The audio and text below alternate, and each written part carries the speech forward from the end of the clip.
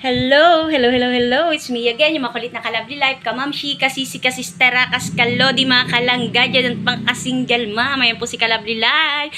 May naiisip na naman po tayong lutuin, guys.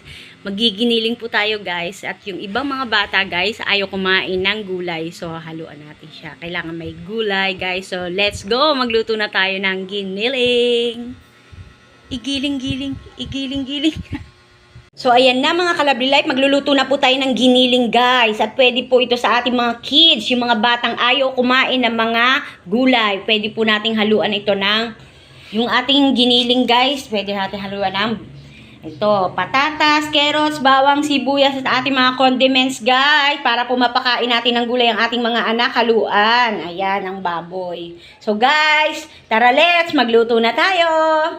So, ayan mga kalabli life, igisa lang po natin mabuti ang ating bawang sibuyas at paggisa na po siya, ito, ayan, ang ating giniling, guys, ayan. Gisahin po natin mabuti, saka po natin lalagay yung patatas at carrots. Dapat nga po may green peas pa, kasi hindi ako nakabili, guys. Ayan. So, alam nyo na, guys, at laging tatandaan, bigyan lagi ng pagmamahal ang pagluluto, pang sa ganon, mapasarap po ito para sa ating pamilya. Ayan. Gisang-gisa na po mga kalabli life yung ating ground pork o giniling, guys. Ayan. Pwede na po natin ilagay itong carrots at patatas. Ayan.